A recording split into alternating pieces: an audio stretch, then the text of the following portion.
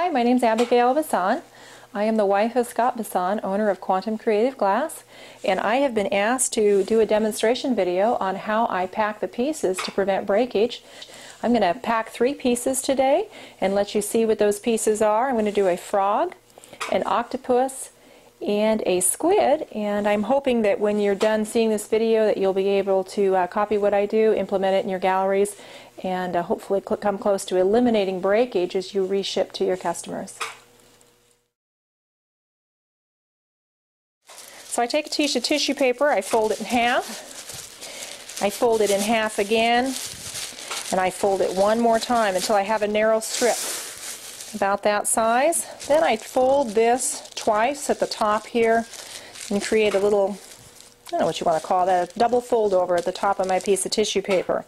I take the frog, I slip its feet underneath that little fold I've created, and I tuck over both pieces to protect those front legs, so the front legs are protected. Then I take this back portion, I crumple it a little bit here, and I do this at higher speeds, but I'll do it slow here so you can see what I'm doing. And I'm going to wrap it around the frog. I'm going to tuck it behind those back feet to support them. In the next wrap, I'm actually going to wrap the back feet. So there's the first piece of tissue paper wrapped around the frog. I'm going to gather a second piece of tissue paper here. Now this one I don't have to fold because I'm not concerned with wrapping those front legs. I'm going to gather the top of the tissue paper, I'm going to grab it here, and I'm going to just run my hands down it and make kind of a long, rather rumpled up looking strip of paper. And I'm going to take off right where I left off on that last piece. I'm going to wrap forward. I'm going to catch that little guy's head.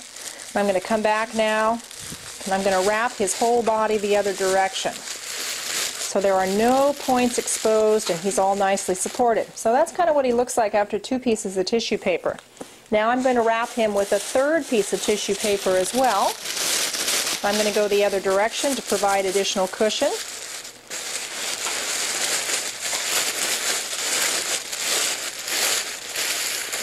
Now I'm going to take a 4th piece of tissue paper. This one I'm not going to fold up. I'm actually going to use it as an outer wrap to hold in all those different pieces that I've put on there. I'm going to open it up. I'm going to start from the corner here. I'm going to tuck this piece in. I'm going to fold this over, do about a half wrap. I'm going to tuck in my corners here just like I'm wrapping a package. I'm going to finish by wrapping him all the way up here in this piece of paper. And we are done with Mr. Frog. Alright, so we're going to grab this piece here. I don't know if you're hearing the cows mooing in the back. I think Scott is walking by the pasture, and whenever Scott walks by the pasture, they always assume that he has food for them. And so they let him know that he ought to be doing his civic duty by them and bringing them some food. So I'm going to lay this here in this polyfill. You can kind of see how I've tucked it in. Then I'm also going to cover the front with polyfill. I'm going to kind of feel and make sure that I've put enough on there that there's no sharp points coming out. And I've got a little bit of a sharp point here, that top section coming out, so I'm going to pull a little bit more of that polyfill out of the bag. I'm going to tuck it right over the top. Then I'm going to take a piece of paper. I'm going to kind of wrap that polyfill in, make sure that it's not going to fall off of there. And actually this polyfill works as a pretty effective wrap for most of the pieces. It's just not cost effective for us to use it all the time, but it's certainly something that you guys could use if you were sending an individual piece and didn't want to deal with wrapping it in paper. So now you can see it's all wrapped up in that polyfill, and that way if it shakes around in there, it's all supported by that. And I'm going to just continue to wrap this piece with quite a few pieces of paper now to make sure it's well supported. Now on these pieces of paper here, I often will tape them down because the piece is so large that I can't guarantee that it's going to tuck together and stay.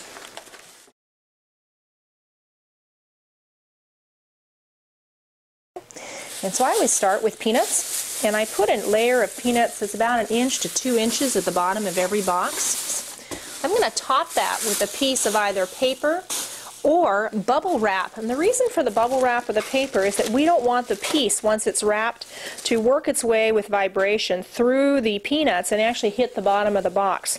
So I'm going to layer that with a piece of bubble wrap here at the bottom to make sure that the peanuts stay at the bottom of the box and don't vibrate up.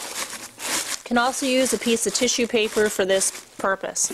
So now you can see the bottom of the box has about 1.5 inches of peanuts as well as a layer of bubble wrap. We're going to go ahead and start with our octopus, as it is the strongest piece. We're going to lay it in here. Now I'm going to leave a little room around the perimeter of the box. So I'm going to kind of tuck this down so you can see this. I'm going to put it in here and I'm going to leave a little room around the perimeter box. I'm going to take some tissue paper. I'm going to go ahead and gather the top just like I did before, run my hand down it, and actually provide a cushion around the perimeter of the box.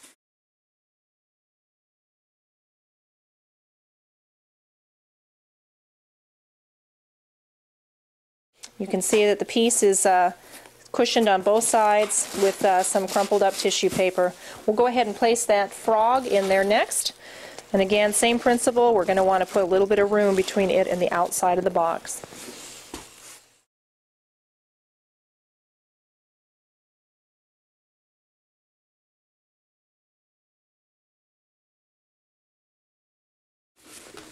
Now if there are any empty holes remaining like these that are not filled with pieces, we want to make sure that those are well filled because we don't want the pieces moving around. Movement always causes breakage.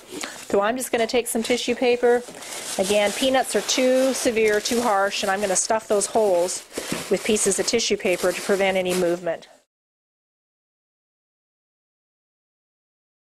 They're completely wrapped on all sides with tissue paper, and I'm able to move on to the next piece, which is our squid. Now squids are pretty sensitive. I'm going to add a couple more pieces of tissue paper just to make sure there's lots of cushioning between that squid and the outside world.